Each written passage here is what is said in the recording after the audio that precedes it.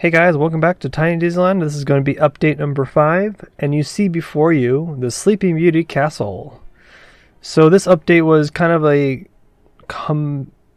was a combined work of certain areas, but mainly it was the Sleeping Beauty Castle that was constructed and worked on, so that happened.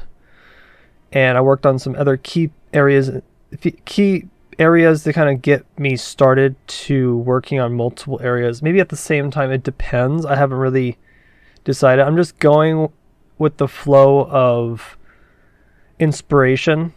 And I felt last week, I was like, yeah, let me build the castle. Let me see where I can go with this and what features I can add to said castle and to make it look cool, or to kind of make it match the direction I'm going with the toy Disneyland thing that I'm, like I said in the first episode. So I'm going to show you a time lapse of how I worked on the castle, and I'll talk about my processes, the color choices, the pieces that I'm using to kind of teach you the steps of making something from scratch. I'm going to try to explain it as best I can. So we're going to jump over to the time lapse, then I'll also show you some other things after that, and yeah, we'll just update you on this Disneyland project, because right now the project's going full steam. It's going pretty strong, and I'm excited to share with you. So let's go and see how Sleeping Beauty Castle is built.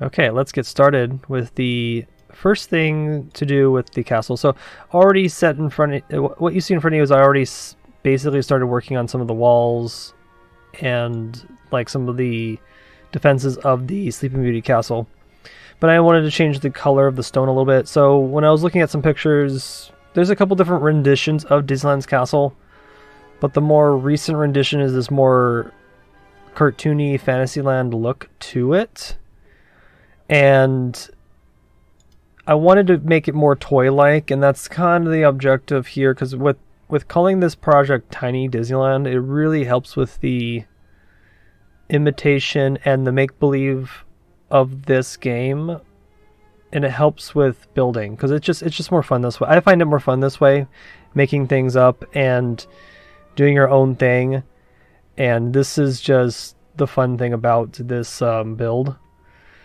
So when it came to the castle, I knew I was going to use mostly basic shapes because they're the most flexible piece in-game to help me with the details that I wanted to portray. So even though the castle's made of brick, I could have used the brick walls more, but I wanted to maybe do that contrast between the top and the bottom, so I decided to kind of keep it that way.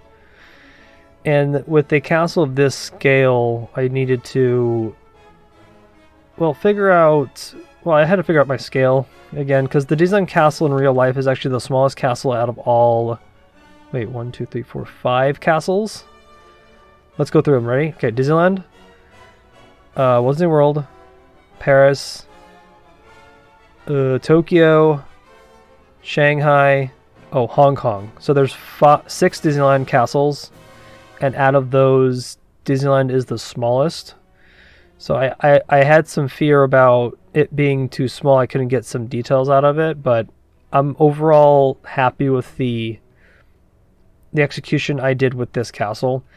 And keeping in mind, having the rule in my head about, this doesn't have to be so fully detailed because this is a make-believe Disneyland, it really helped with the execution of all of it. That's why I think I'm having really fun about this, because I'm not worried about the realism.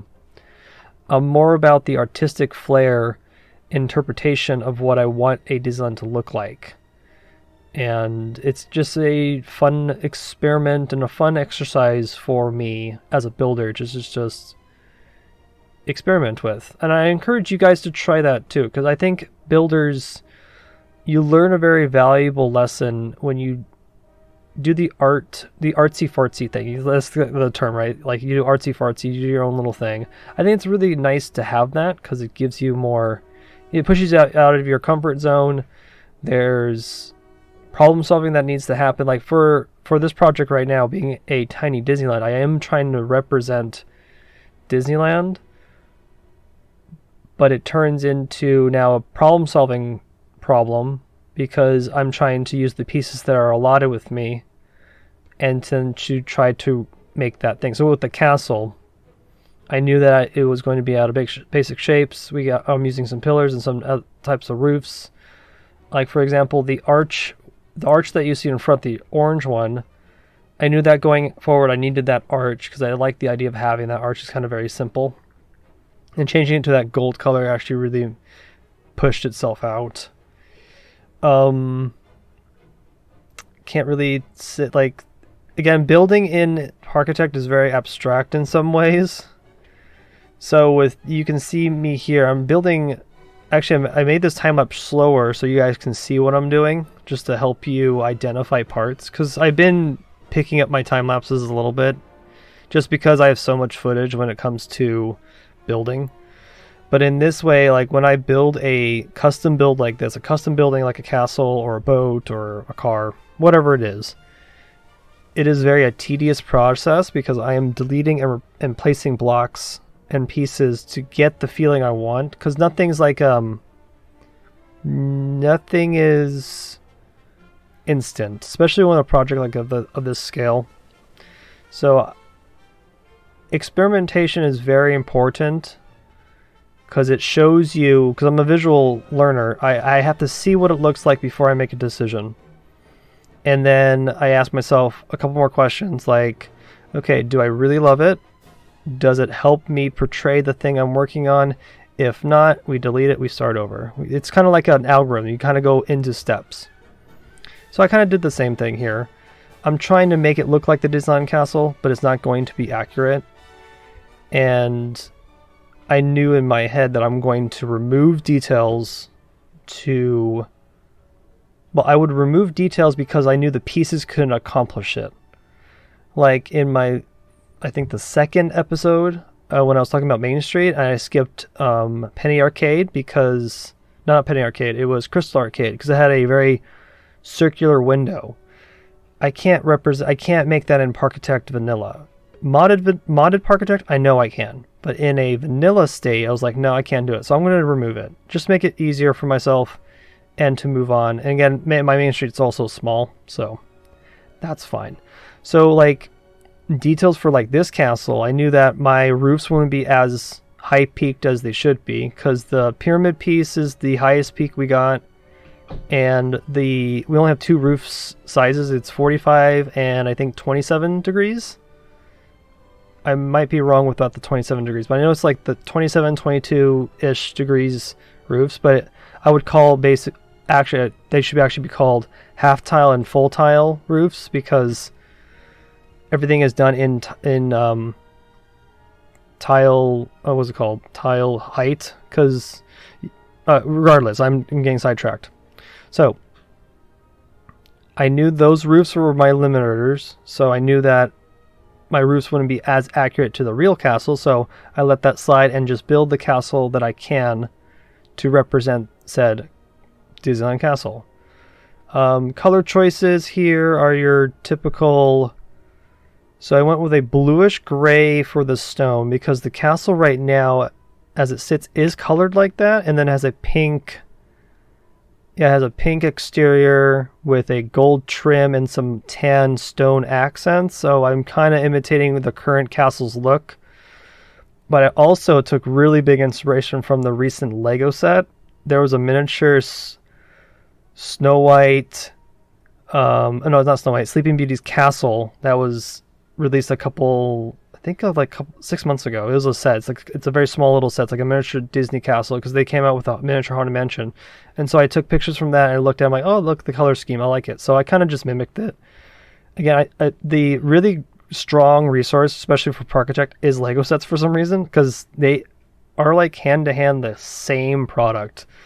You got Lego and you have pieces, all shapes and colors, to represent whatever you are building. Same thing with Parkitect. I can recolor almost everything in the game and change the shape and the size and the color to represent something I need. So it's kind of funny how these two mediums kind of correlate, and I love it. And that's why I think I'm really good at this game, because of those similarities. Because I've been working with Lego for I want to say 25 years, because yeah, I've been working on Lego since I was 5, so like about 25 years or so, 26 years.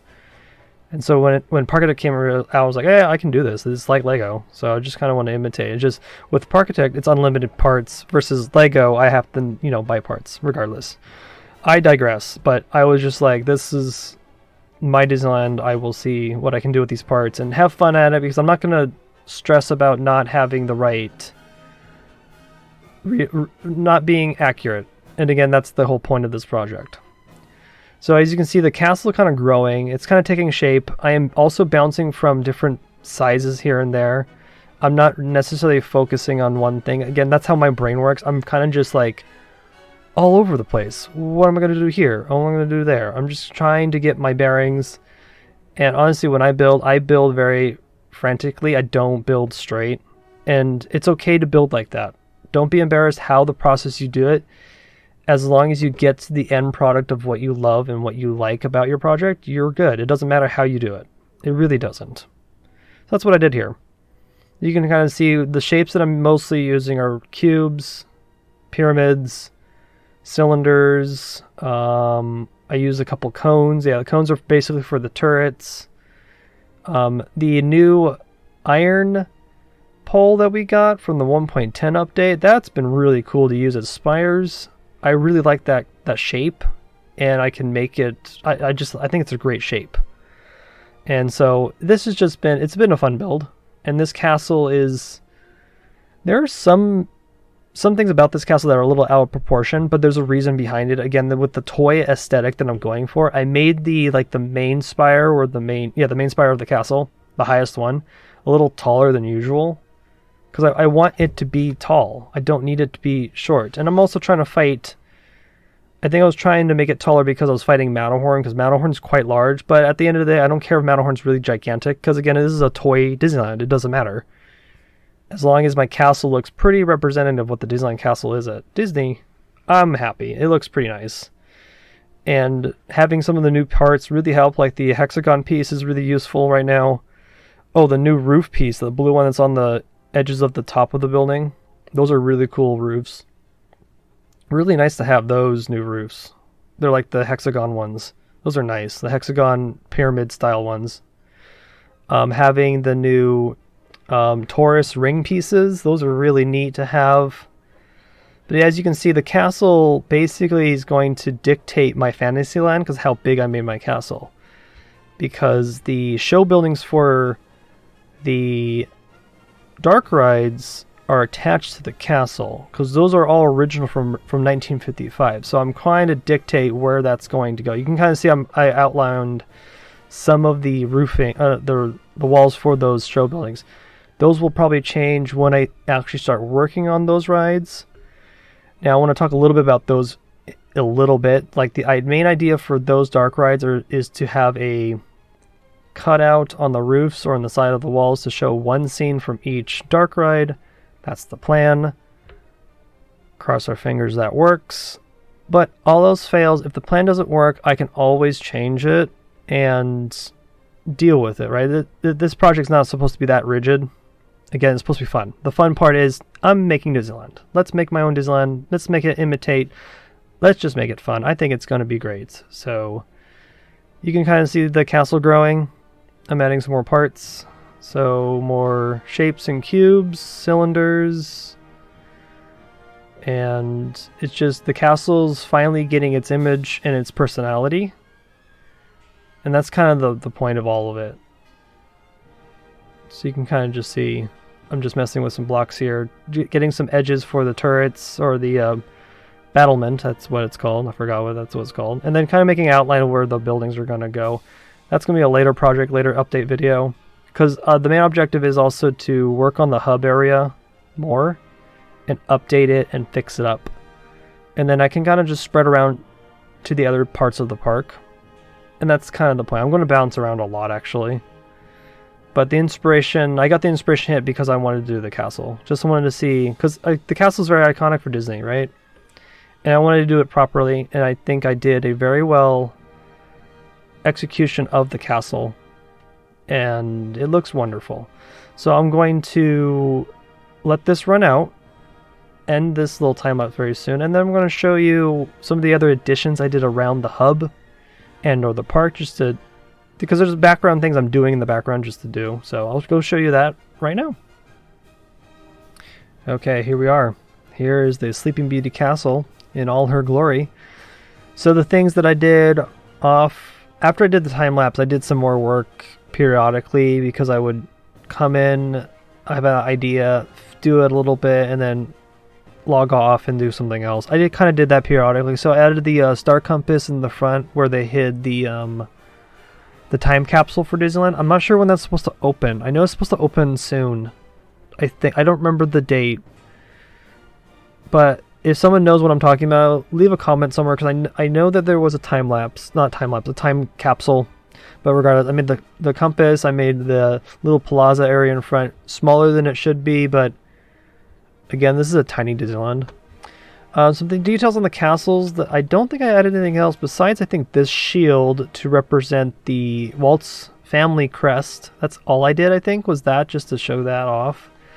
And I kind of worked on some, like, you know, trees and berm stuff, and then this brick wall here for this pathway, because this road here is actually the main route to the main parade route. Well, I'm just going to leave it. And then I just kind of, you know, made some outlines of what the show buildings could look like for the main attractions for Fantasyland. But we're not necessarily going to focus on that. Over here, I did some experimentation on the front of Frontierland. I'm having some issues with the scale I'm going for. The lettering for the vanilla letters, the texts, I can't get it small enough to fit the word Frontierland, because once you type it out, it's pretty long and it goes all the way across. So I'm having issues with that. So I'm debating on what I'm going to do, because I do want it to say Frontier. Like here it says Adventureland. So I either have to separate the word like Frontierland, like I would have to separate it, because I did, this one got separated. I said Adventureland. Yeah, I had to separate it. So I could just do that here as well. Or I leave it blank. I'm not sure yet. I am debating, that's a problem solving issue. See, that's what I'm saying. Like with this project, it's going to turns into problem solving, which I do enjoy. That's the fun part about this game, or this project in general. So, and that's the other thing I'm working on.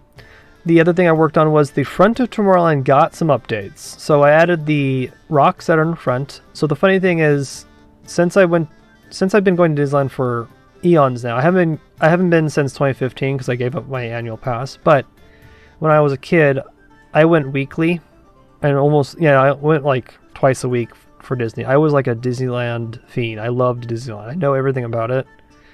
So in the circles of Disney fandom, these were called the French fry rocks because they look like French fries. I don't know where that came from, but I think it's hilarious that they're called French fry rocks. So when I talk about these things, I say that they're French fry rocks. So I built them. I built two versions of them right here in the front of Tomorrowland, and here's the Tomorrowland sign right in front of the Astro Orbiter. Voila, I made the French fry rocks. And now my Tomorrowland kind of feels more together because I'm building it like this. And then I felt like adding some, again, I'm clashing eras.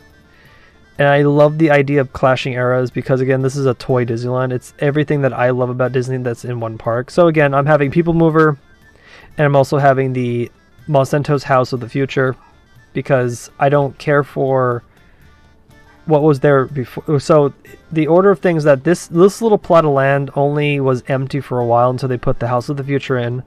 I'm not sure what year it was because I didn't look this up before recording, but it was probably I want to say the 60s.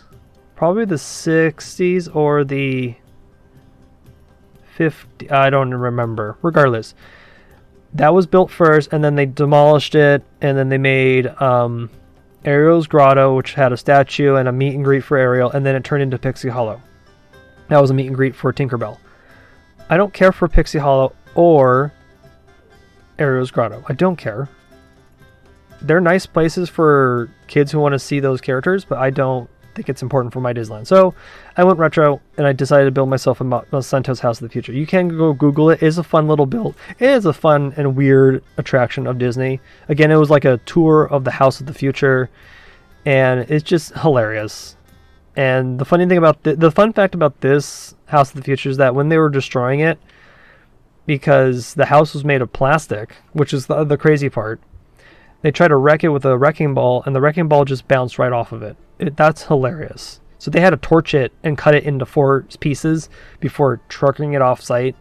But I wanted to make an homage to it, and there it is, the plastic house of the future next to my Astro Orbiter. And then again, my Tomorrowland is going to be wacky because I'm clashing eras, which is fine. It's my made-up Disneyland, so I'm happy with it. Also, I worked on this week as well, besides the castle in Tomorrowland, and I built the partner statue. And I needed to build it. And this was kind of just a quick build, actually. There's nothing too... It's not too detailed, but you know what it is. And that's the main objective, is that you know what it is, you know what it looks like, and I'm happy with it. So I will make the partner statue, kind of place it here, and then be done. So basically, most of the hub is almost done. So the key things are like the plaza and the entrance of Frontierland. Maybe this area turns into Carnation or Fantasy Fair. I haven't decided yet, because if I do take up this space right here, it doesn't leave me much for Big Thunder. But Big Thunder could be miniature Big Thunder, so I'm not really worried about that being accurate. So we're going to get there, but for like the next week, I don't know what I'm going to work on. I should work on Buzz Lightyear Astro Blaster. I should finish this. I kind of just been leaving this kind of open and broken. And maybe build down Tomorrowland to the station of the People Mover, even though the station of the People Mover is actually inside this building, because how the game works, I can't make curved and circular stations, so I'll just place it and hide it somewhere else. I could work on that. I could just also bite the bullet and build Plaza Inn, because I'm dreading this diagonal build idea, but I'm pretty good at doing it, but it's also a pain in my butt, so I don't know yet. Or I can work on Frontierland, and this will also help me dictate where the river's going to go. Because this river placement is not permanent. This is just a rough sketch and idea of where I want it to go. This will probably change. I also want to maybe change this stuff over here too. Like this train track might have to move. Winnie the Pooh might have to move too. Like the Critter Country back here might not be exactly the same as Critter Country in Disneyland. I will think about that. But that's until later, as I get more anchored landmarks placed. That's when things will start becoming real. And it'll also get harder because I'll have less spaces to maneuver. So I have to be very strategic on where I place my stuff. So hopefully I can do this. I have very big faith I can do it. I just have to be cautious and remind myself what I'm doing. Parking lot's been working. I kind of just stopped doing it. But again, doing a lot of repetitive work is also boring, regardless. So this is update number 5 of Disneyland. I got the main landmark of Disneyland. I got the castle, and I got this weird House of the Future.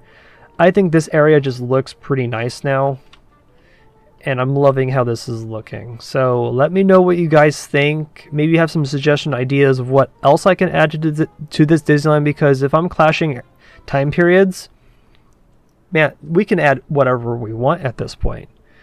I just won't do Star Wars Land. That's the one rule out of all of this. Like, I won't add Star Wars Land. I don't care. But like the weird stuff with Disney, like I've been debating on either it's going to be Submarine Voyage or Finding Nemo Submarine Voyage. I haven't decided that one yet either. But if you guys have suggestions of wacky Disneyland knowledge or memories from the parks, let me know in the comments, because this is bringing up memories and factoids that I know about the park now, and it's just too much fun to do. I love it. So I'll catch you guys in the next update, and that update could be anything from Tomorrowland, to Frontierland, or maybe if I build pirates. Who knows? We'll see where the winds take me. But thank you guys for watching. I'll catch you guys in the next update. Bye.